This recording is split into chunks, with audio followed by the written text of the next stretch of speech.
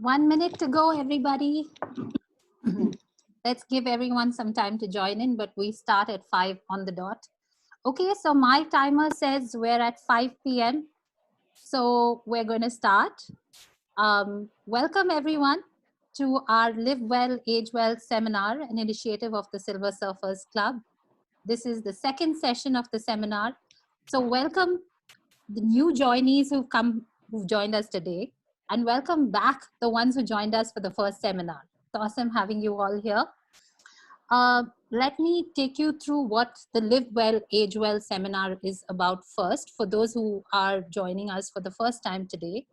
These seminars are basically sessions that we're holding twice a month, bringing you speakers, specialists, and doctors who will share with you their insight and information on things that impact your life on an everyday basis in order to help you not just cope in our new normal today, but to thrive in our new normal today. So they will help you with the information they have to kind of help you maneuver through this new normal that we're facing. Before we proceed, a few do's and don'ts, of course. One is everyone is on mute. I'm sure you're aware of that. Just a second, I'm getting calls. Yeah, so everyone's on mute. The idea behind this is so that you don't disturb the session, or any noise in the background doesn't disturb the session. Question and answers will be addressed at the end of the session. However, if you have any thoughts or suggestions that you'd like to share with us, you have a chat screen which everyone's already using right now. Put in your questions there and they will be answered at the end of the session. Having said that, the chat is for discussions on the seminar, not a side chat about how everyone's doing today or what you had for lunch. So please refrain from things like that, and let's focus on the seminar today.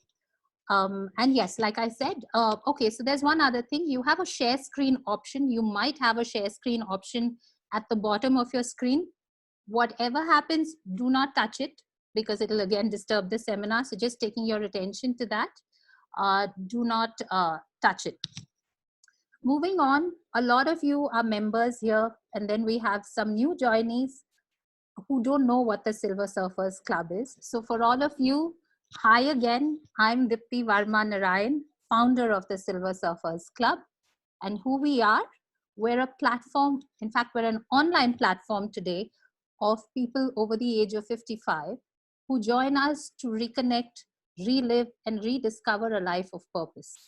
How do we do that? We enable that through workshops, through skill building sessions, through talks and seminars like today. We have a vibrant community that makes it all come to life. So we have a great time.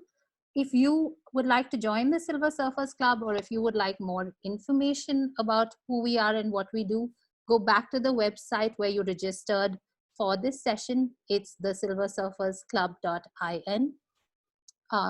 You also have the option of Googling us. You just say Silver Surfers Bangalore and tons of information will pop up, articles and whatnot. So let's bring you to the session today. The topic of discussion is nutrition and lifestyle to help build immunity. Staying home today means staying safe, but it also means doing less in terms of exercising, in terms of eating your meals on time. It's also a time that's very tempting for you to binge. You have access to the refrigerator. You might just pop in and pick up something on the go.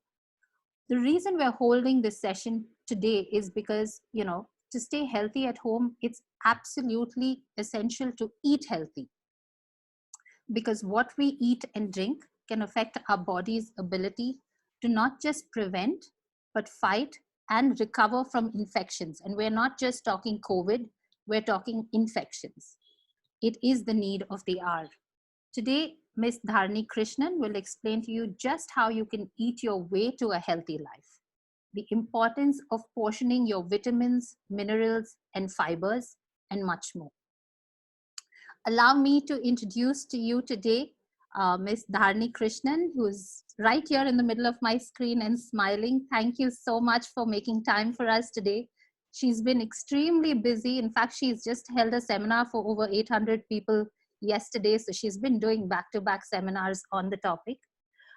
Ms. Krishnan is a leading consultant dietitian hailing from Chennai with a doctorate in science, which is food, nutrition, and dietetics. She is the former chairperson of the Registered Dietitian Board. She is also the she's also the chairperson of the Registered Dietitian Board and the Indian Dietetic Association. She's also former national president of the Indian Dietetic Association and former Chennai chapter president of the Indian Dietetic Association. Not just that, the interesting bit is she has also launched a personalized diet software, which is currently being used by dietitians in hospitals in India and around the world. So we couldn't think of a better person to host this seminar for you today. With that said, I leave you in the able hands of Ms. Dharani Krishnan to take it forward. I will see you at the end of the session. Thank you so much, Dipti. And I'm very excited to meet all of you. And I hope that I'm able to convey to you what you want to listen about diet. So I'll go on to my presentation. And as Dipti said, that we would actually, take the questions at the end, right? So we are going to talk about eat your way to a healthy life, because that is the most important thing that we need at any stage in our life. And as we grow older, we tend to forget to eat or we don't eat properly. So it's very important to focus on what we are eating. Now, when we take a diet, there are various nutrients. One is carbohydrate. It's not wrong to have carbohydrate. We need a little bit of it in every meal. We need protein. This is actually a nutrient which we are not taking enough. If you see the NIN or the National Institute of Nutrition, this talks about 1 gram protein per kg ideal body weight of a person. So if somebody is 160 centimeters, they should take 60 grams of protein, or at least 55 to 60 grams of protein. This we are talking about normal people. If somebody has any special issues like kidney disease, then it changes. But the whole presentation is for people who are physiologically normal. And that is basically if you have triglyceride or cholesterol, that will be addressed, but not for special things like kidney disease. Then we come to fat. Mostly what happens is this is in excess than what is needed. What we actually need is only 15 ml per day, 15, hear me right, not 50. It is 15 ml per day per person, which works out to half a liter per month per person. So if it is one person, then it's half a liter. If it's 2 people, then it's 1 liter per month. And we'll further see how you need to break that up. Then the next and very important nutrient is fiber. And fiber gives us a lot of benefit. It brings our sugar under control. It brings our triglyceride and cholesterol under control. And it also actually helps in preventing constipation. It increases the good bacteria in the body, which is very good for us because it prevents diseases and creates immunity. And those who are vegetarian, the more fiber you take, your body will generate vitamin B12, which doesn't exist so much in a vegetarian diet. So what are the foods which have fiber? It is basically fruits, vegetables, flax seeds, and whole pulses, whole cereals. All of them have fiber. Now coming to vitamins, we have a whole gamut of them. We call them fat-soluble vitamins. We also call another set as water-soluble vitamins. The fat-soluble vitamins should not be taken in excess because there is no way our body can throw it out. So the fat-soluble vitamins are A, D, E, and K. And the water-soluble vitamins are B and C. So we'll look further into this. And the minerals are many, many of them, but very important to this group is calcium, iron, zinc, selenium, because as we go, we will talk how each one of them help in building up immunity. So this we need on a daily basis. It is not that one day you take carbohydrate, the next day you take protein, and the third day you take fiber. It's not like that. We need all these nutrients on a daily basis. So why are we talking? They are also split into, just a minute, as macronutrients and micronutrients. The first three are the macronutrients, and fiber is neither a macro or a micro, and vitamins and minerals are micronutrients. So when we come to the macronutrients, the first nutrient which is not taken properly is protein. In fact, most of us have hidden hunger in protein. If we actually assess your diet, most of you will be taking only 20 to 25 grams of protein, even though you should be taking 60 grams of protein. Now, if you take India, if people become 55 or 60, they think they're very old. Whereas, if you take the Western countries, even at 80, 85, they shovel snow, they're driving the car, and they are little more independent than Indians. The main reason is they eat good protein. So you need to concentrate on this. Where do we get protein? In the vegetarian diet, it is the pulses, the dals, both of them. When I say pulses, I mean whole pulses like chana, green gram, and so on. And the dals, we have 4 to 5 types of dals. All of them are rich in protein. Then when you come to dairy products, milk and curd are rich in protein, and so also whey supplements. And when we talk about the non-vegetarian kingdom, it is eggs, fish, and chicken, which are the healthy forms of protein. There are many others, but they are not really healthy because the fat in them is very high saturated fat, which can create trouble. So what is the role of protein?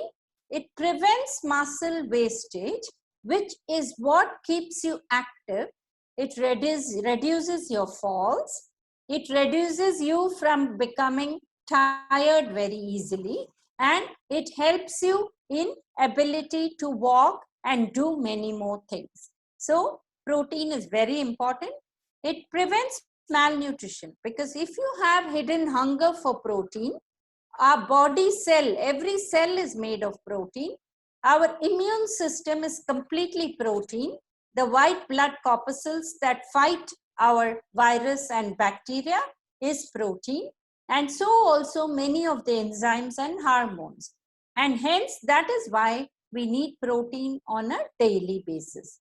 It also improves memory, because if you have hidden hunger of protein, you may not be getting the full potential of your cognitive power. So protein is very, very important. Now, lot of people always complain saying they're not able to eat dals and it's very difficult for me. So what you should do is cook it very well. And if you have a problem with chana dal or Bengal gram dal, you can move to green gram dal, which is very easy. And you can add ginger, cumin, a little bit of ghee or oil to that, which helps in digestion.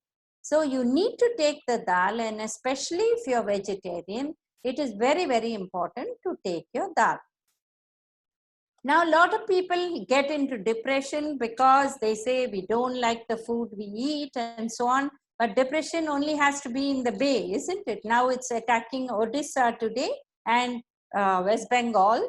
So depression of that kind only should exist. There should not be any other kind of depression. So now we move on to vitamin B12, which is very, very important again, because if you have less of vitamin B12 in your diet, you will have less of gastric acid which is being produced, and hence your digestion also can get affected. So right from that to it can lead to many kinds of deficiency of vitamin B12, which leads to cramps, which leads to agility issues, and can lead to pernicious anemia. So there are many problems. So this is just to cheer you up that if my body were a car, I will trade it on a newer model, because every time I cough or sneeze or splutter, my radiator and my exhaust backfires. So don't worry about it. Even young people have these problems. So it's nothing wrong to have it when you are a little older. Now, vitamin D deficiency, this is very, very important. Between 11 a.m. and 3 p.m., you need to see the sun for 15 minutes twice a week. This is very, very important. But if you're wearing your sunscreen at that time, the vitamin D will not be produced. But otherwise, when the sun touches your skin, vitamin D is produced. Now, the kidney converts the vitamin D into the active hormone, which is, so that will not happen if you do not have full kidney function.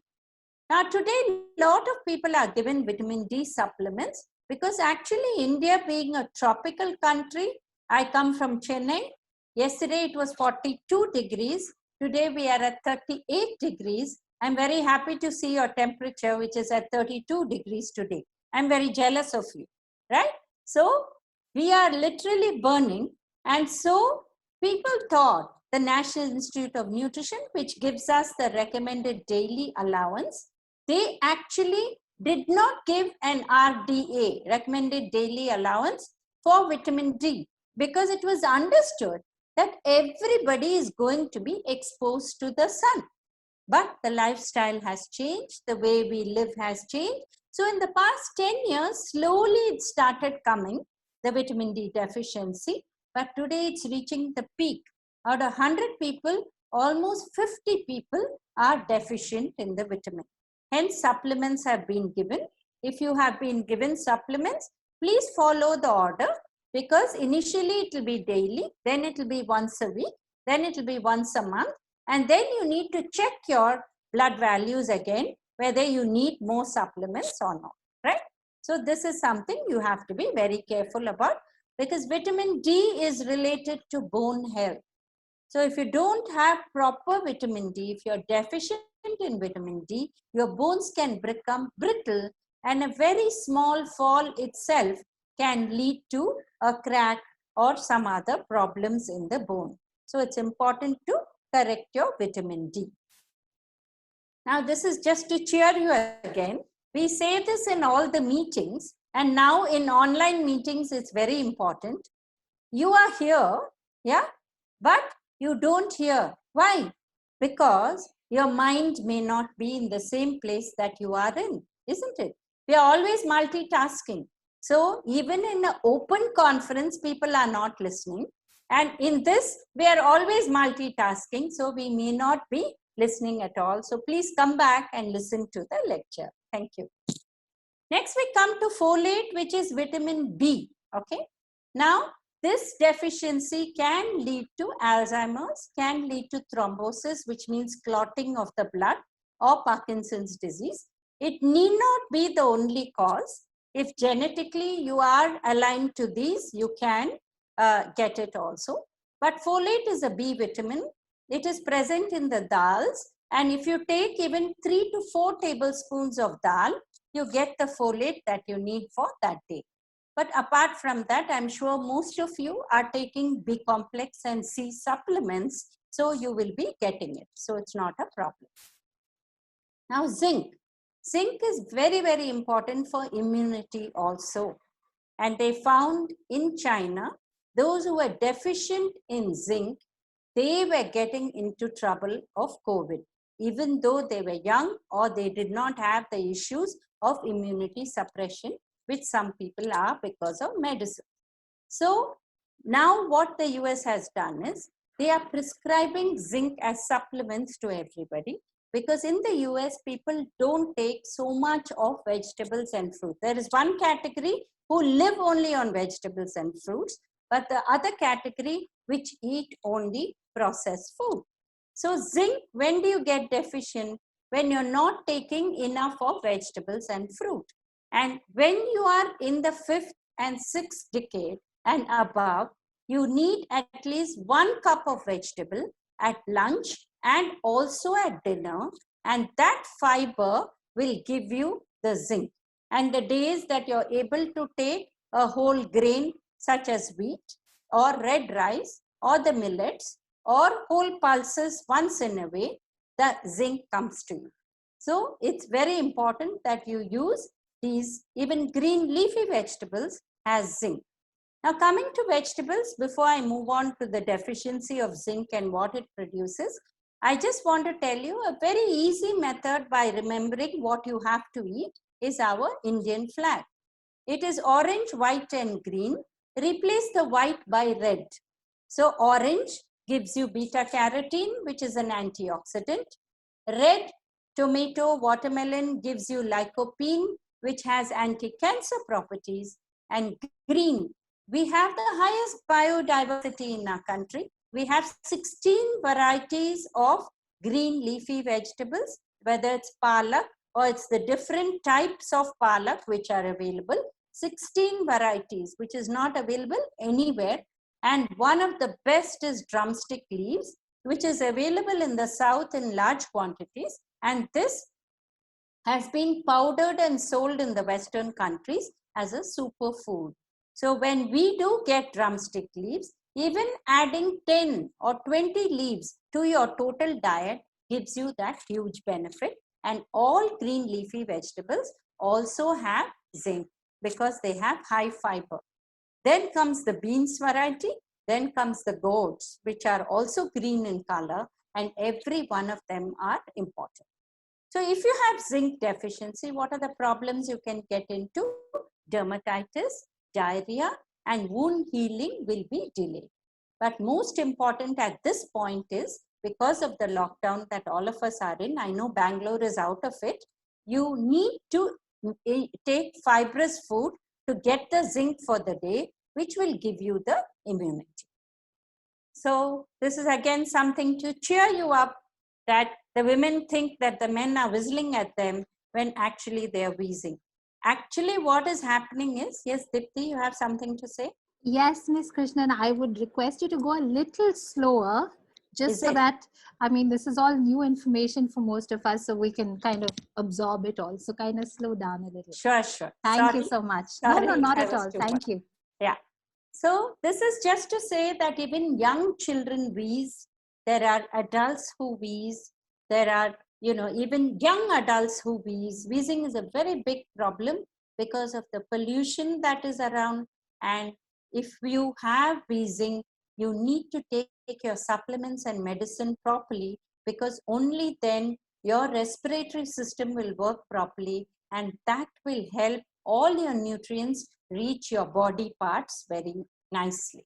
Okay, so that was just a joke for you to wake up in the talk. Yeah. Now coming to selenium.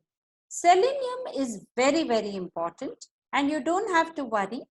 All the foods have it, and most of it is high fiber, also has selenium.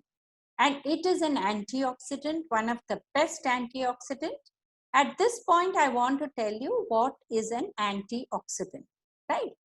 When we have a lot of problems in our body goes through extra oxidation, okay? Extra oxidation means all of us know oxygen is O2, but an extra electron gets added to oxygen, and that particular cell starts behaving like a ping pong ball. And what does it do to the body? It actually devastates the body and leads to extra oxidation. So a lot of free radicals are created in the body. To prevent that, selenium is one of them, and it's an antioxidant. It is available in all the foods which have even very little fiber. So normally you would never get deficient in this particular mineral. But if you're not eating properly, automatically you will have fatigue. That is one of the, if you have a selenium deficiency, one of the symptoms you can see is fatigue. Your immune system is directly affected if you are deficient in selenium. So if you eat properly, if you have your 1 cup of vegetable, if you have your protein in whatever form and your grain, you automatically get your selenium. You need very small quantities. But if you're not having that, then your immune system gets affected.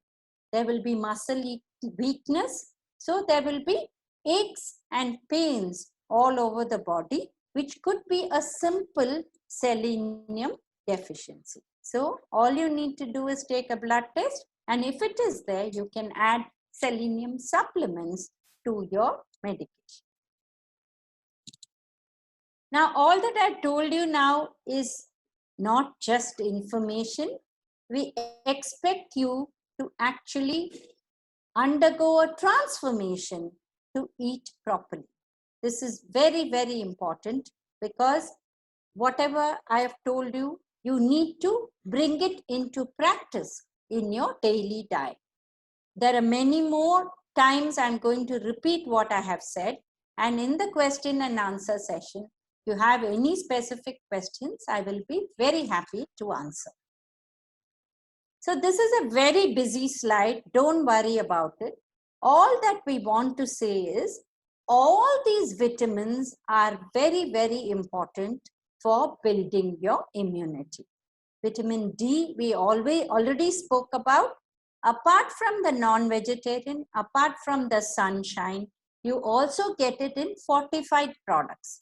In India, if you see cereals, breakfast cereals, if you're eating, they have vitamin D.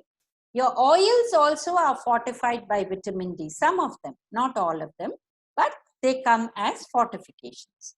When you go to vitamin A, even a simple carrot has beta carotene, which gets converted to vitamin A inside the body. Butter has it, cheese has it, eggs has it, and dried apricots, tomatoes. So many of the food we normally eat has it, even spinach. So vitamin A also is very important for immunity, because your basic body cells use vitamin A for production of immunity cells. So vitamin A is important.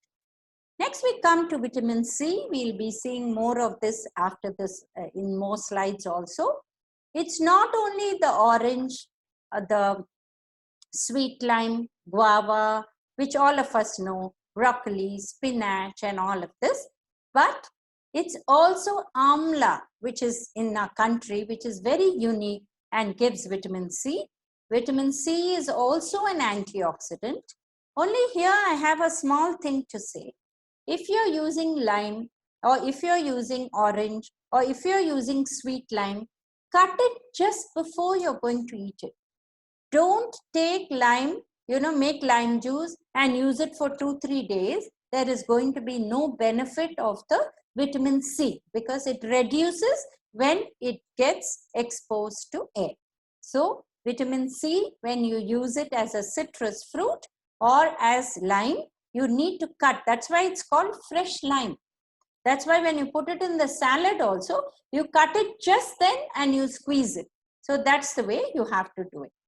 Now coming to vitamin K, it's also a very good vitamin which is needed for immunity, but there's no problem at all, because any vegetable oil has vitamin K, and sunflower oil, safflower oil, our curd, our oats, every one of them has it, cauliflower, fish, soy, tomatoes. So definitely we'll get it, nothing to worry. Now we spoke about folate. Folate is a B vitamin, and it is there in so many products, like when we say wholemeal flour, it's wheat flour. It is there in peas, melon, cabbage, yeast, whenever you have bakery products, fortified cereal, and broccoli. So it is there everywhere. So this is again something to keep you awake. Yeah. Most of you feel that you don't have elders around. That's not true, because I had my mother-in-law till last year who was 96. Her friends are there who are 98, 99. Okay. And my father-in-law's elder brother lived 103. So don't think if you're 70 years old, you have another 30 or 40 years to go forward. And the foundation for the health in those years is what you lay now. So please don't feel you're alone. There are a lot of people around, and now with the net you can connect. And I congratulate Dipti for having this club which has brought so many of you together. Now coming to water, after the age of 60, some people forget to have water. If you don't have enough water in summer, what happens is you actually go into mild dehydration, and because of that, your urea and creatinine can go up. You may not have any kidney disease, but because the water in your body is less, this can happen. So please don't forget to have water. You can have a stainless steel vessel or a copper vessel or a glass vessel which has 2 liters of water, and make sure you finish it by the end of the day. Don't have water immediately before a meal or immediately after a meal. During meals, you can sip about a glass of water, not more than that, because that will reduce the food intake and it will dilute the gastric juices.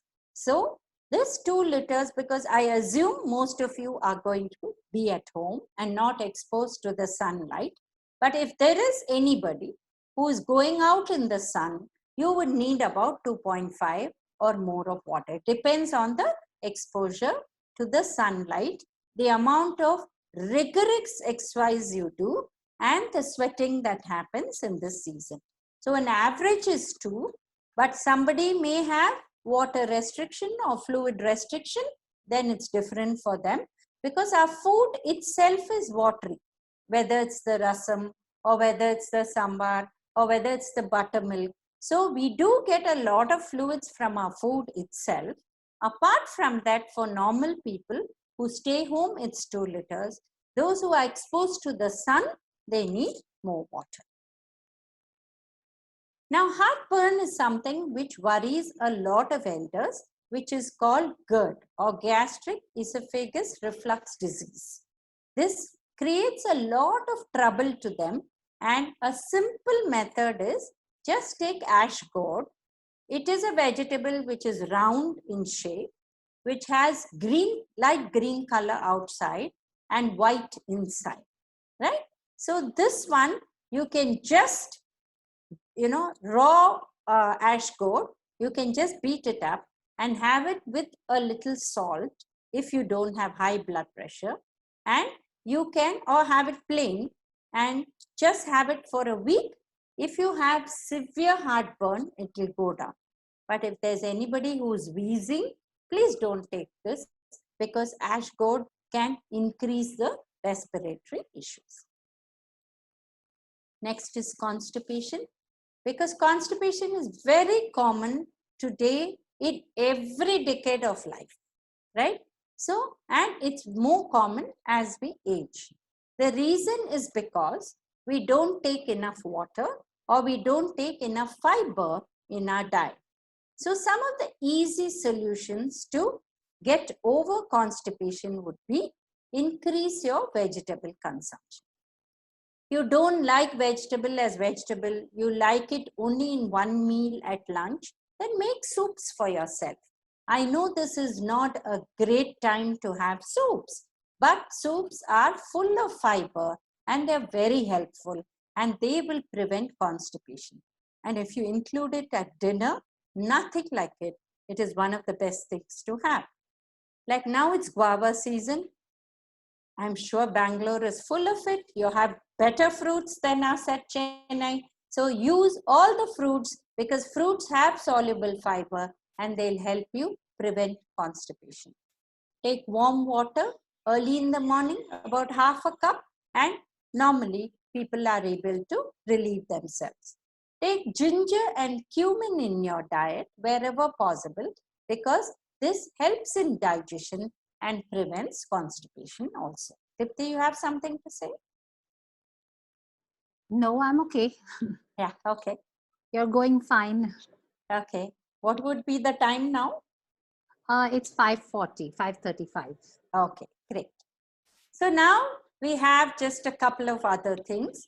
This is basically to say that by forgetting my real nature, I will convert my life into a liability. Whichever religion we take, what are we as human beings striving to be? We are trying to learn our real nature. And if we don't do that, what happens? Life, if you really learn your real nature, life would be converted into an asset and an entertainment, because everything you'll take it in your stride. Otherwise, every small thing will become a big issue in your life. Now let's go through the summary of what I have spoken so far. Protein is very, very important. Where does protein come from? Dals, whole pulses, and dairy, which is milk and curd in a vegetarian diet. So, in a non-vegetarian diet, eggs, fish, and chicken, and fish is not equal to fry. Please make either grilled fish or make it as a gravy with less spice, because only then you can take at least half a cup, only when you make it less spicy. Coming to zinc, zinc is there in any food which has fiber. So it can be the whole pulses, it can be the whole grains which can be giving you zinc, or as I already told you, the green colored vegetables, whether it's the green leafy vegetables or the beans variety. And in beans also in our country, we have 5 to 6 types. We have the French beans, as we call the regular beans that we use, the thin one. Then we have broad beans. And you know, Bangalore has a festival around broad beans, because you have fantastic broad beans with, 2-3 types are there. And you know to make all the recipes. I know a street in Bangalore which used to give all kinds of foods made in the broad beans during its season. Of course, now we are very scared to eat out, but you can make all those recipes when the season comes. Then you have string beans and so on and so forth. So a lot of beans are there, and all of that will give you your zinc. Now vitamins, of course I gave you a whole list, but what do you need to concentrate more on? Vitamin B, out of which folate and B12 are very important. Vitamin C, now B12 and folate, where are they? B12 in a vegetarian diet comes only when you take lot of fiber. In a non-vegetarian diet, it is there everywhere, so it's not a problem.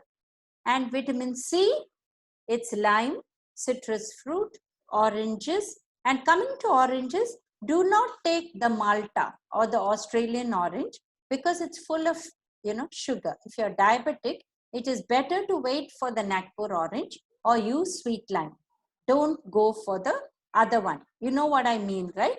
It is the orange which is used to make juices. It's not meant for actually, peeling and taking it as a fruit.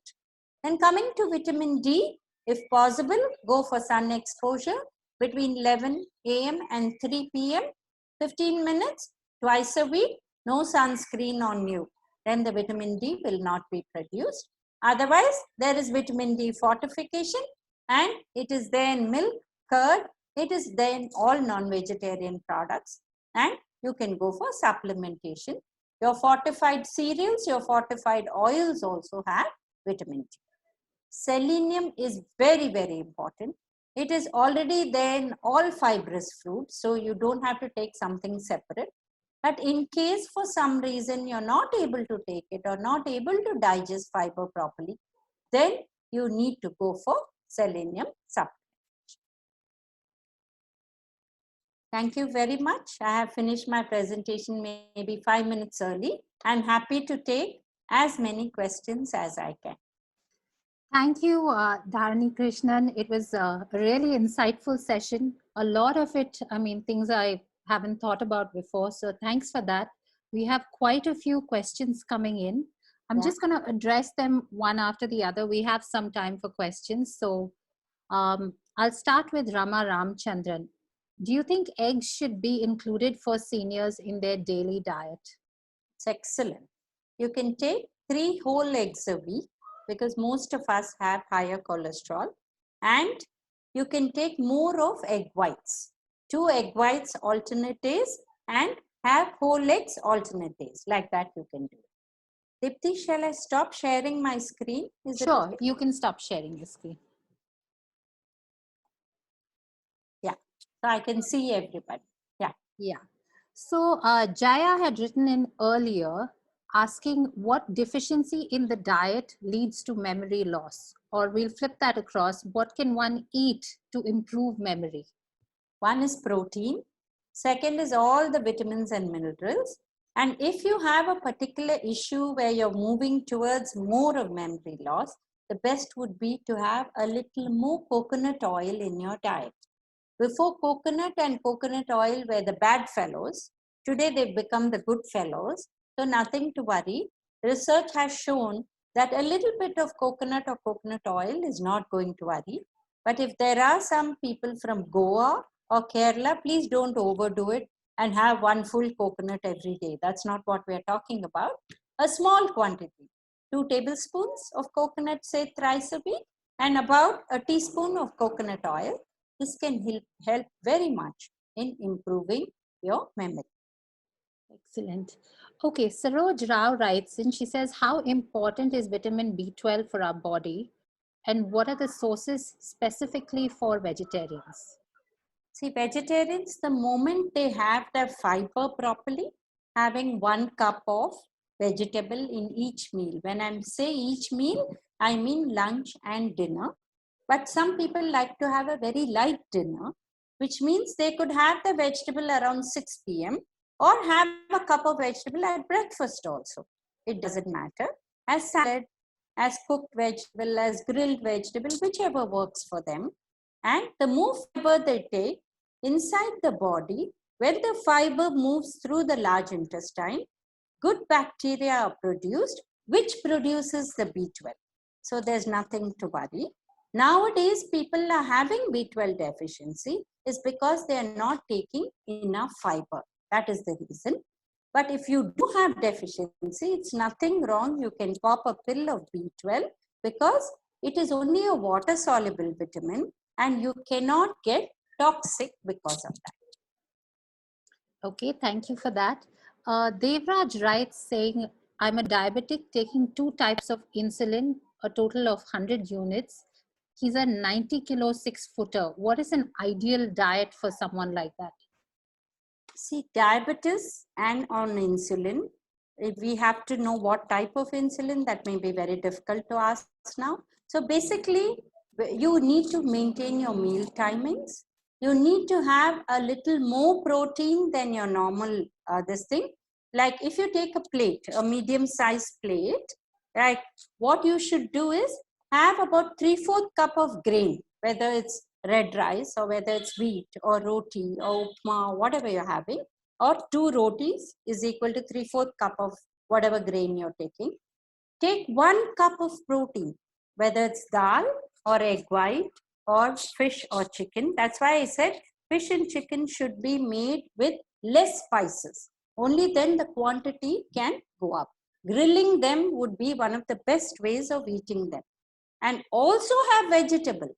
2 cups. If you are diabetic, the vegetable quantity should be double that of the grain you take. If you follow this, automatically your sugars will come to control, and even your insulin, you can work with your doctor and bring it down. Excellent. So you're actually saying that your sugar levels can come down if you have double the portion of vegetables than carbs. Yeah, have less of carbs, equal quantity of protein and double vegetable. Your sugar will come down. Of course, exercise is very important.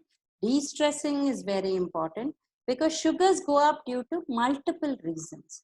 One could be stress, one could be lack of exercise and other things. So diet also play. The 4 pillars of diabetes to maintain is medication. The timing is very important. Diet, timing is very important, and de-stressing, breathing, pranayam, yoga, whatever works for them, and exercise. There is no rainy day for them. They have to walk inside the house. Yeah, I like the 4 pillars. It's a great takeaway for those with diabetes. Okay, Saroj has a very important question. She says, we love sweets and ice creams and chocolates. Is it okay if we have them? If you're diabetic, don't touch them. And the sugar-free is not really sugar-free. It is only sugar-free, that's it. But all the other products are there which is not for a diabetic. Let's take the example of a cookie. If a cookie is made sugar-free, the maida is still there, or the wheat flour is still there, the butter is still there. So what is it that it really doesn't have? Only sugar. So please don't get fooled that anything sugar-free you can eat in large amounts. No. Sugar-free is meant for a wedding anniversary or a birthday, and that's it. Nothing more than that, right? So if you really love sweets, make sure you run a marathon every day, right? Then you can take a lot of sweets, because specifically desserts as bakery, you know, a pastry, there's a cake, then there's cream, then there's a cake, then there's cream, and so on. And then there's fresh cream on top. And everybody takes a pastry by palm size. They don't share it with anybody, right? This is the problem. If we are portion control, it's fine, but we don't do that. We end up finishing a pastry which is so big and layered, you know, like that. That is dangerous. So sweets, watch out. Nobody is saying don't eat. Don't overdo the chocolates, because when you were at 25, these chocolates were not available. So you want to bring it inside home. Please don't do that. Take less and make it less, right? Like my grandfather, I remember, we were 6 grandchildren. He will buy a bar of chocolate. Those days it had 8 pieces, and give 1 little piece to us. He never gave a bar to us. Today, everybody wants a, jumbo bar to themselves. This is not possible. Come on. It's not, you can't eat dinner, chocolate instead of dinner. That doesn't work. Absolutely. But on that point, Dharani, what is the alternative to a sugar-free? Are you saying no sugar at all for diabetics? Absolutely. See, the actual tea tasters and coffee tasters have coffee and tea without sugar. Only then they can make out the difference between the beans. So similarly, if you start having coffee or tea without sugar, you'll just enjoy it so much.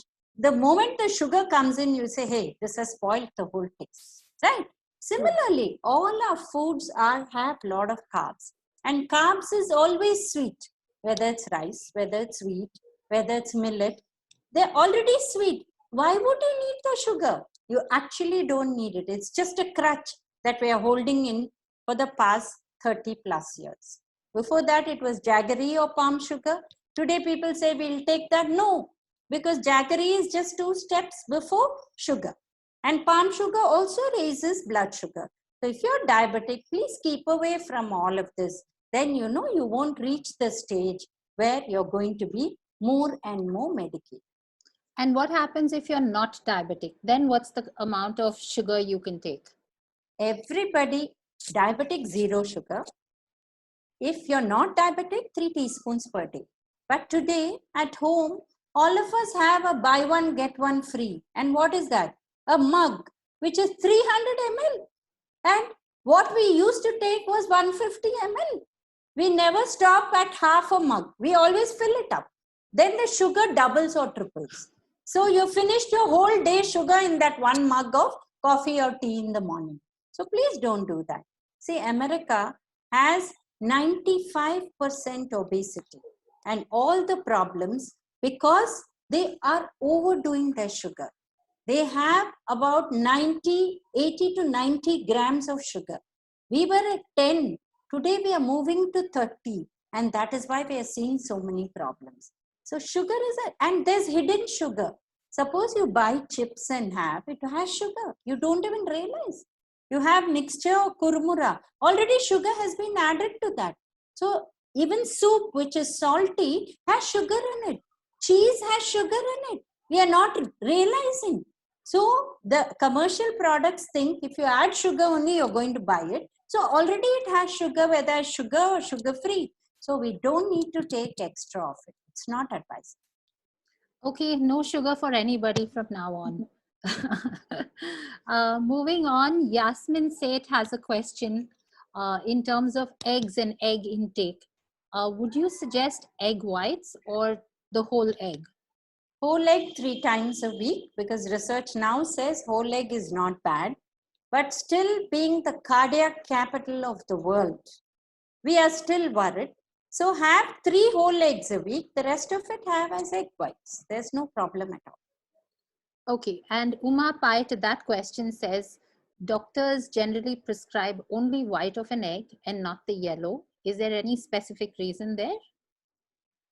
If there are any doctors in this group, please pardon me what I'm going to say, because my thesis in my MSc was awareness of doctors on dietary management of diabetes. And while I was waiting a student, no doctor is going to see me, isn't it? So I have to wait for hours. So I noted down the year of passing and the correlation of year of passing to what they are prescribing in diet was 100% correlated. So it is not necessary for them to upgrade the knowledge in nutrition, because not all, I'm not talking about all doctors, but some of them don't have the time because the patients are so many, but some of them don't even employ dietitians. So they take it upon themselves to give the prescription of diet when they don't have the time to upgrade the knowledge. Like I told you, coconuts was bad 2 years ago. Today it's become a good child, right? So like that, things keep changing, research keeps changing, and they may not have the time to upgrade their knowledge. So not to worry about it. Yellow is not wrong. 3 times a week, happily you can. Great. Nalini Shashidhar says the National Institute of Nutrition recommends only 3,500 to a max of 5,000 units based on ORAC values. Should we be careful of mega dosing with too much of antioxidants? See, if you're taking in natural form, you cannot mega dose at all, right? But if you're taking a supplements, you always have to stick to the amount that they prescribe. Okay. Because specifically if it's water soluble vitamins, you have to be very careful, because there is no way it can get out of the body. Whereas water soluble, it will go out of the body. Okay. Our next question is by someone whose name I don't recognize, but they say, is it okay to take cold water during summer? It depends on your body type. If you don't have wheezing, it doesn't worry you, you can go ahead, no problem at all. But if it worries you, it creates a cold and cough, this is not a great time to get a cold and cough, because any cold and cough is, people get worried about, right? So the reason why we say warm water is, actually cold water does not quench your thirst. The best one to quench your thirst is tepid water, just off room temperature, or water kept in a pot, mud pot, because that is just 2 degrees of room temperature. The ice cream parlors used to be flooded during the season, but the first thing you pick up after taking an ice cream is water, because it hasn't quenched your thirst, right? So you can take cold water, but don't make it too cold, because it's not really going to quench your thirst. And on this point, Dharani, what is the objective of having copper or storing water in copper bottles? See, copper has a beautiful, there's a study done in Bangalore by the Transdisciplinary University. Okay. It is a method that has been followed for ancient years. Yeah. But today everybody wants clinical evidence for that. And they are in Yelahanka for people who are interested. And they found that if I leave water in a copper vessel, the microbes go away within 4 to 8 hours. Even the worst microbes go away, because the copper interaction with the water actually builds that in. So that is why I said, because today everybody wants to keep water in a water bottle which is plastic.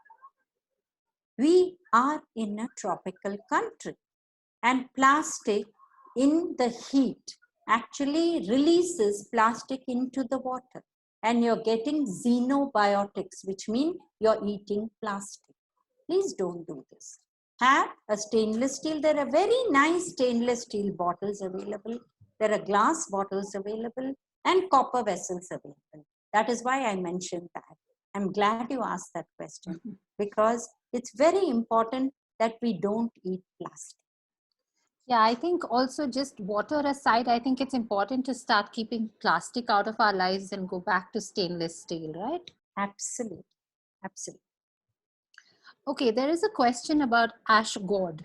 I think you brought this up during the session. So the question from Banu is that is ash gourd to be pureed raw, or will cooked ash gourd be just as effective? If you're taking it for acidity, when you take it raw, it is much better. Within 10 days, even people who have been acidic for 10 years or even 12 years, it goes away. But if you cook it, the active nutrient in it goes away, right? It won't be as effective. So it will take away the benefit. Okay, you may be worried because of COVID and all that. You can buy ash gourd, wash it in salt water or salt water with little turmeric if you're even more worried about it. And then you can take it raw. Nothing will happen. On that question, Tarni, are raw vegetables better than cooked vegetables? Yes, but in this period, we are telling everybody who's immunocompromised not to touch raw vegetables. Okay? Immunocompromised means people who are cancer survivors or people who are on, who's just had a kidney transplant or whatever, those kind of people who are on suppressive drugs for immunity, right? They're given those medications. So those people should not touch. But others, wash it properly, like take a cucumber, wash it nicely, peel it and have it in this season. I know the peel is lovely, the fiber is lovely, but in this season for another month, let's just peel it and have it to be safe. That's all. Okay. Uma Pai writes about Good Life. Is that too much Nandini Good Life milk? Is that too fatty to be drinking? Is slim milk preferred, or is just unpasteurized milk preferred? Please don't have unpasteurized milk, okay, unless it is a cow which comes to your home and you know the cow is maintained well. Because in those days, the cow was maintained better than the grandchild in the family. Because there was a Bhagwan to it, right? It was Gomata, right?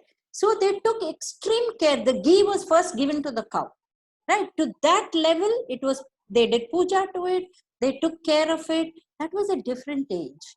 Today, it is all commercial. And are they putting hormones? We don't know. So any milk, please boil it and use it. Even the cooperative milk, I don't talk about names, so I'm saying cooperative milk, whatever milk, it comes to the person's doorstep who's delivering it to you at 4 a.m. By the time you pick it up, it's 7 a.m. There's no cold chain maintained in this country. So you have to boil every milk. You want to have it cold, boil it, cool it and have it. That's the best way of having it. Having cow's milk, if it's real cow's milk, is good. Why? Even though the fat is high, the fat is healthy.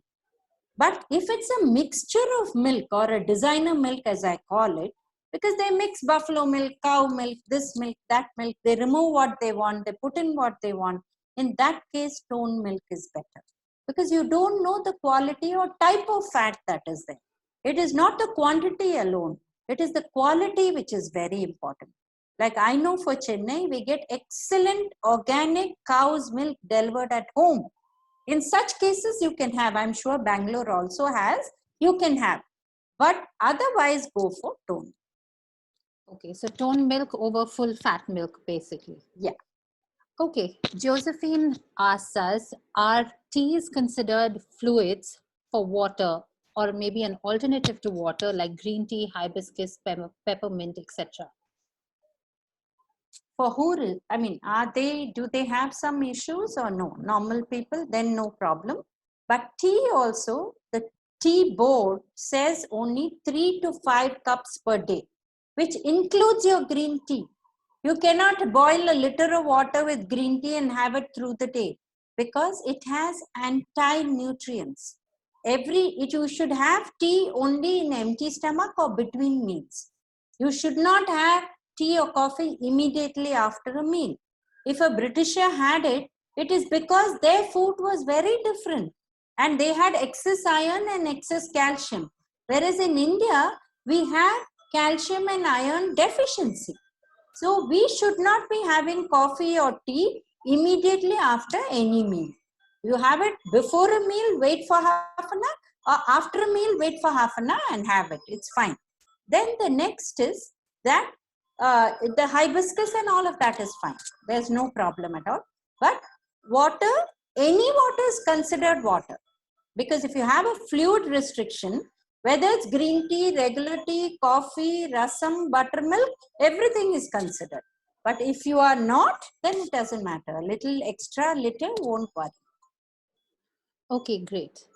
So everything in portions, basically, nothing in excess. That's the bottom line, I think, for everything. Correct. Lena says, can jaggery be used instead of sugar? I think you addressed that earlier, saying it's just 2 steps before sugar, but I'll let you take that question anyways. Yeah. See, if you're not diabetic, then jaggery is okay. But jaggery, if you put in milk, sometimes will curdle the milk. So be careful. And people, when they use natural sugar, what they do is they use 2 to 3 teaspoons in the place of 1 teaspoon, because that will not give as much sweetness. That should not be done, because calorie wise they're the same. Only jaggery has a little more minerals and iron, and hence we need to be careful. But if you're a diabetic, it makes no difference. Do not have jaggery or sugar. Avoid sugar, everyone. It's the new evil, basically. Josephine goes on to ask, is olive oil good for us? Truly good for us? See, the problem in our country is olive oil, if you're going to splatter mustard seeds, no. If you're going to make dosa, no. If you're going to make adai or anything on a tawa, you cannot use olive oil, because olive oil has a low melting point, right? We know for ghee and coconut oil how much we can heat it, because we are used to it and we are taught from very young. But that's not the case with olive oil. We do not know. There is a brand of olive oil, I cannot tell you the name, where they say it's made for Indian cooking, right? So we as dietitians go and ask them, what did you do about the melting point? How can you fry in it? They say it's a brand secret. I say, I will not touch it with a 10-foot pole, because what are they doing to it? So the best for olive oil would be added to your salad. It is good, but you cannot do tadka, you cannot do dosa, puri, nothing. You cannot use it on your tawa, you cannot use it on your kadai. So what can you use it on? Dribble it on your pasta if you're making pasta after you're finished, or you put it in your salad. These are the only 2 safe ways, and you're paying 3 times more for that olive oil. You can afford it, please go ahead. But same is true of our gingerly oil. Same is true of any traditional oil that you're having. Unfortunately, in our country, we do not have a sesame board for gingerly oil or sesame oil. We do not have a groundnut board for groundnut oil. But coconut board is very strong. That's how coconut oil became good. But we don't have these boards. We don't have that research.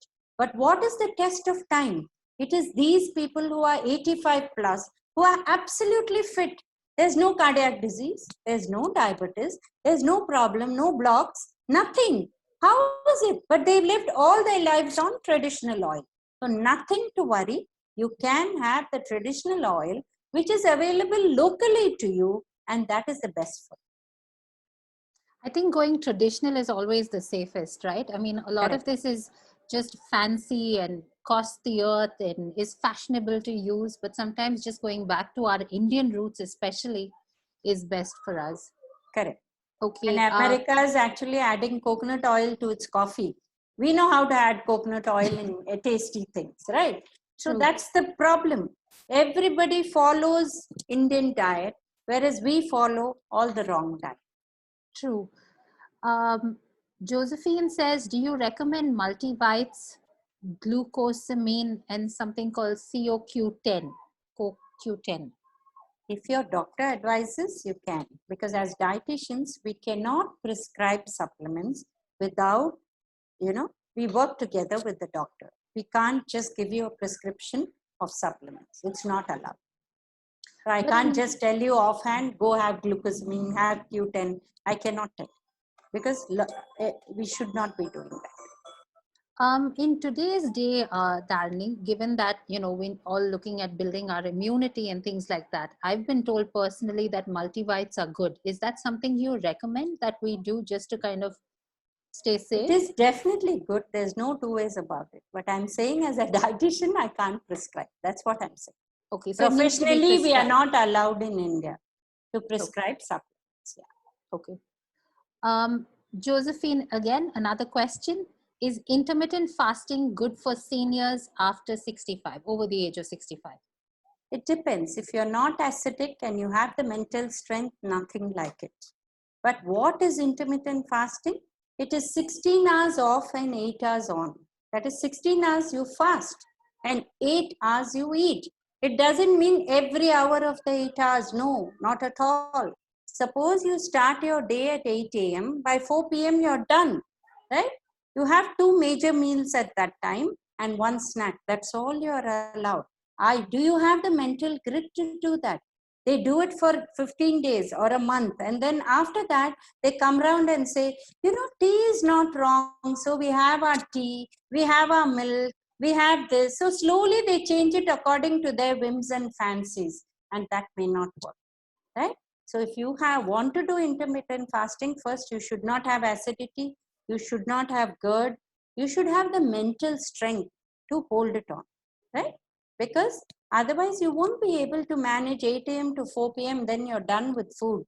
You have another 6 hours before you sleep. So you have to be only on water. Will that work for you? Think about it. Especially when you're on medication, I guess it's even more challenging, right?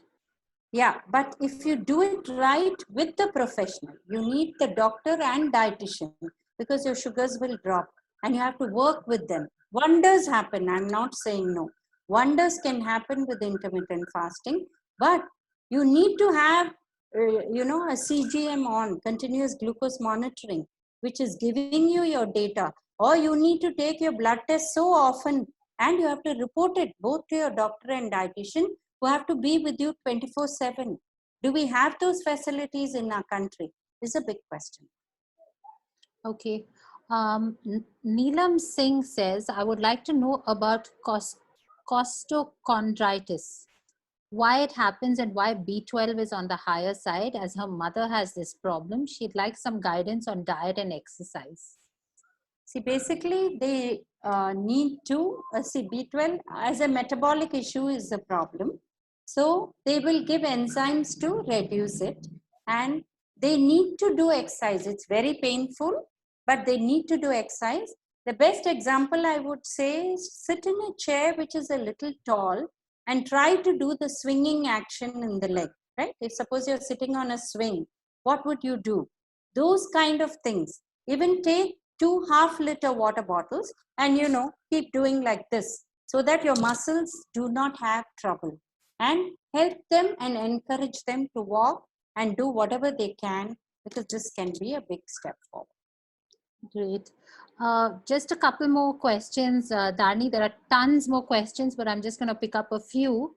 Charu says, I have autoimmune disorder, sarcoidosis, and I'm eating properly, light and home cooked food, but fatigue is very high and sleeping too much, breathlessness. Please help. See, basically autoimmune disease is, we have the gene when we were born with it, right? After some time, it shows up, right? The reason could be a imbalanced diet also. Lack of protein in the diet kickstarts autoimmune disease also. I'm not saying it's for her, but I'm just giving you a broad overview of, because if there is an autoimmune gene, we were born with it, right? Then it shows up at some other time. Till then it was redundant or it was quiet, right? So we need to check our diet and make it right. Home cooked food, right? But is it balanced for all the nutrients that I spoke about? But over and above, if it has come to a point where you need, medical help, please take it. Because we cannot do much more in diet. We can help you in diet as an adjunct help. But if you really have gone into the disease in a big way, you need to take medical help also. Okay. Is a vegan diet better than a veg diet? Only humans drink milk throughout life, unlike other species. So should we go vegan or is veg okay? And how many meals a day can one have? Can we reduce it from 3 to 2? Yeah. See, vegan is a big question mark to the Indian context. We have been having milk from the Vedic period. Okay, and that's one of the oldest that you can even think about. Okay, now if you want to go vegan, we cannot stop you. But if you're vegan means obviously you're vegetarian without dairy products, which means you have to go for calcium and vitamin D supplementation, because both of this comes only from dairy products, which is bioavailable. And even the protein as dals are not as bioavailable. What I mean by bioavailable is, suppose I have 3 grams of protein from milk or curd, totally 2.9 will get into the body and help me. But if I have 3 grams of protein from dal, only 2 or 2.1 will get it. But the quantity of protein in dal is much higher. In 100 grams of dal, I get 22 grams of protein, 22 to 24. Whereas in 100 ml of milk, I get only 3 to 3.2 grams of protein. Okay. So don't try to say that dal is not needed. That's not what I'm trying to say. All I'm saying is, in a vegetarian diet with dairy, it helps a lot. In fact, today, Dr. V. Mohan, one of the top diabetologists in Chennai, has published an article to say, if you have dairy, actually you are preventing the non-communicable diseases. So there's a big lobby against dairy which is happening. I don't know why. In the past 10 years, it's become a big fashion to move it forward. I really don't know why. If you are worried about the type of milk, we are getting the organic milk. Please go towards it. There's no problem there. But if you still want to be vegan, please go ahead. We cannot stop you. But definitely meet a dietitian and get help for the calcium, protein, and vitamin D. This is very, very important. Otherwise, you will slip in all these 3 nutrients and it can be catastrophic. Wow, that's good information. I'm just going to put forth one last simple question, which, an ingredient that's available in most of our homes. What is the benefit of honey? Is it something we should add to our diet, or at least take a spoon a day, or, something like that? See, the problem with honey is, the good part of honey is the spores that is in it. The spores will not be there in any form of processed honey, right? If there is a honey which is packaged and given to you, it is processed and there is less of spores. So the benefit of the real honey is not there, right? So that is why honey is becoming a problem today. Not that honey is wrong. Honey is very good. But are we getting the good honey is a big question, right? Second is, even like if you go to Ayurveda, even for diabetes, they say have little honey. But the honey they're talking about is completely different from the honey that we get today. The next thing is, there are a lot of people, for losing weight, they add honey to hot water and have it. This is very bad. If you go back to the Sushruta or Charaka, the 2 doyens of Ayurveda, they say if you add honey to heat, or if you heat honey, it is equal to disease. Wow. Right? But people are making bakery products in honey. People are doing so many things in honey. So it's a big question mark. If you really want to follow tradition and you want to follow Ayurveda, these are questions that come to your mind, right? But if you still want to use honey, definitely 1 teaspoon early morning in empty stomach is the best way to use it. Okay, great. That was a really enlightening session, Dharani. Thank you so much. We have tons more questions coming in. Is there a repository or some place people can go to have these questions answered? I know Google's probably the worst place to have these questions answered, but is there somewhere that people can find answers to these questions?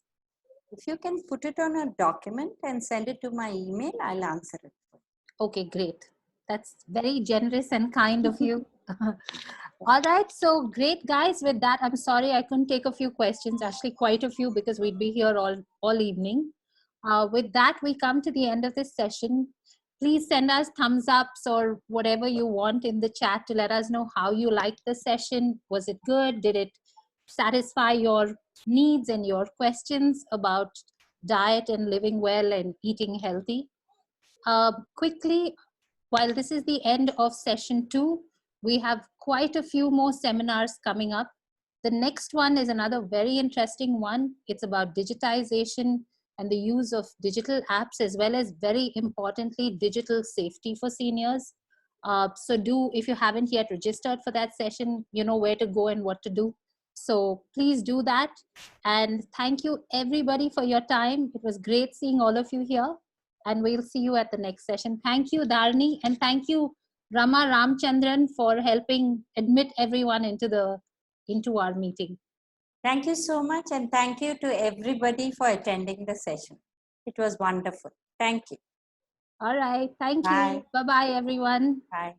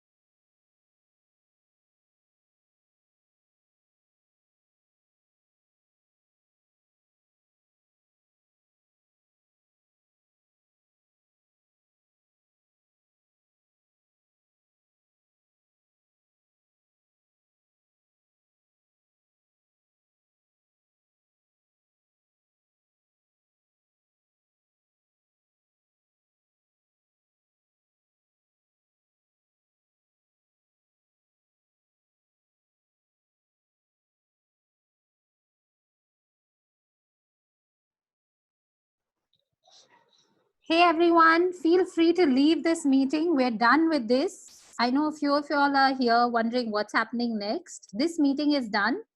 I will share a link for the after party to celebrate Preeti's birthday. Does that sound like a plan? So I'm going to end the meeting now. Thanks again, everyone, and see you in a few. Apologies, I put my video off. I'll see you in a bit. All right. Bye-bye, everyone. I'm ending the meeting right now. See you at the next seminar.